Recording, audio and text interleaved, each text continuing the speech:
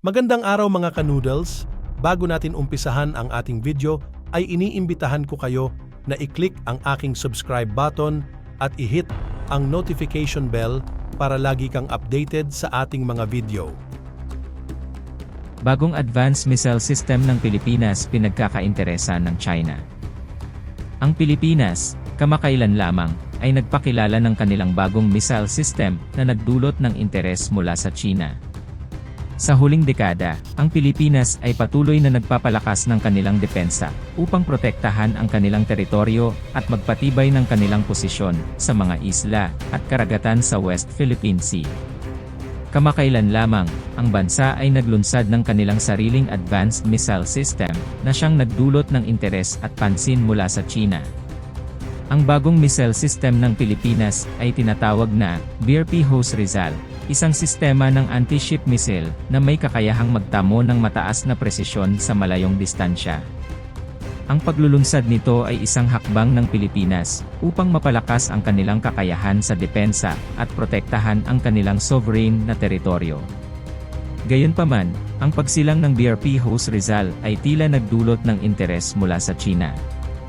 Habang ang Pilipinas ay nagpapakita ng kanilang pagiging handa sa panahon ng anumang potensyal na banta sa kanilang soberanya, ang China ay lumalabas na interesado sa bunga ng modernisasyon at pagpapalakas ng depensa ng Pilipinas.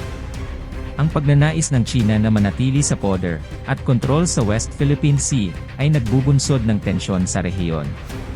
Ang patuloy na pagtaas ng militar ng China sa mga isla at karagatan sa West Philippine Sea ay isa sa mga bagay na patuloy na pinag-aalala ng mga karatig bansa, mga nagmamalasakit sa kalakasan ng mga internasyonal na batas sa karagatan.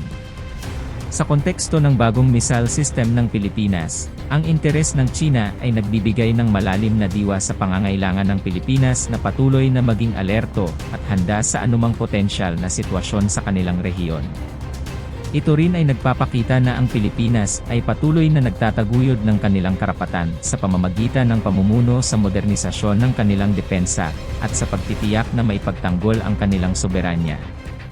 Sa huli, ang pagpapakilala ng advanced missile system ng Pilipinas at ang interes ng China dito ay nagbibigay diin sa kahalagahan ng pagtutulungan, diplomasya, at maingat na pangangalaga ng interes ng bawat bansa sa rehiyon.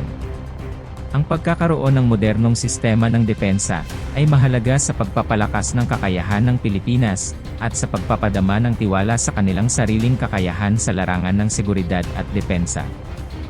Maraming salamat sa inyong panunood. Kung nagustuhan nyo ang aking video, paki-click ang like and share button at kung hindi ka pa nakasubscribe, ay i-click mo na rin ang subscribe button at ang ating notification bell para lagi kang updated sa aking mga upload.